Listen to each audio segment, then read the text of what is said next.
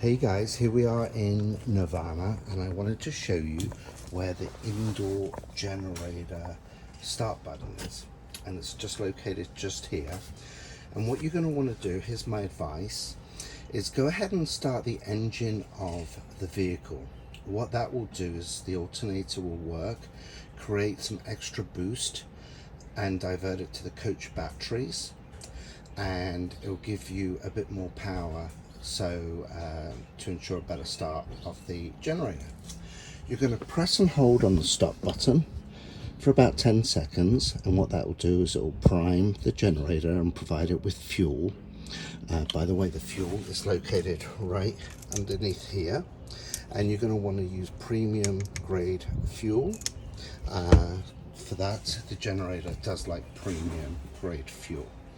And after 10 seconds, once it's primed, you're just going to go ahead and push and hold, and you can hear it firing up. Once it's fired up, then you can release. If it doesn't fire, I'm going to turn it off. Okay, I'm just turning it off so that you can hear me. If it doesn't fire up and stay running after 10 seconds of pushing down the start button, go ahead and release the start button and just repeat the process.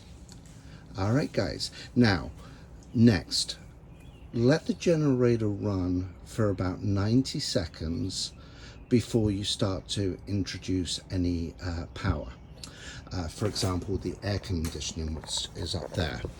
Now, the air conditioning actually sucks up a lot of power, and it puts a lot of draw on the generator.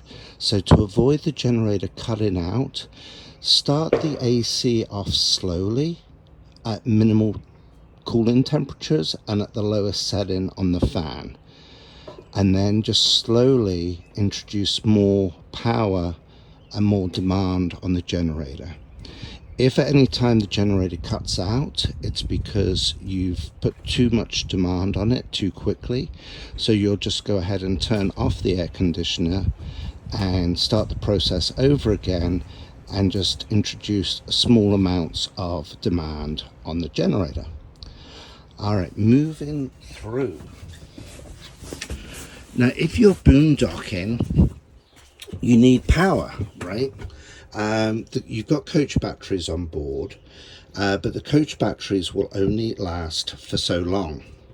And what recharges the coach batteries are one of four things, or any one of four things, or all four things at the same time. The best by far is plugging into shore power. The second best would be the generator. The third best would be solar, and the fourth best would be just driving the van along. So for example, the fridge. Now if I flip this switch on, it's going to work, but it's going to start draining the coach batteries. But if I'm driving, it's going to recharge the coach batteries, which in turn will power the fridge on. A couple of other things I want to show you, just the management panel up here. This, if you push and hold, this is the battery button, and as you see at the moment, all batteries are full. And this is the coach battery, different to the engine battery. Next is the fresh water tank.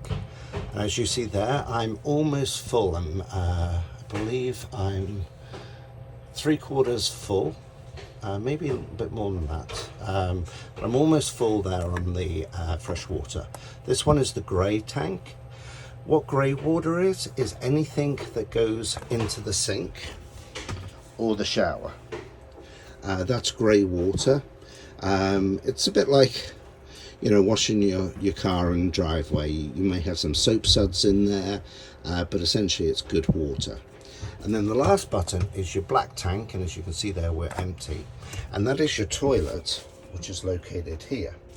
And so you'll just lift this up. There's a little hook and eye situation that you can go ahead and put that in. Okay, and then there's your toilet. Your flush is right here. So if you're boondocking, you'll want to put your pump on. That's that button there. Okay, when I do that, I've got water coming out, and I've also got water for the toilets. Okay, and that will just go in there, and there you see the water coming out. All right. So that's a quick overview of the components up front.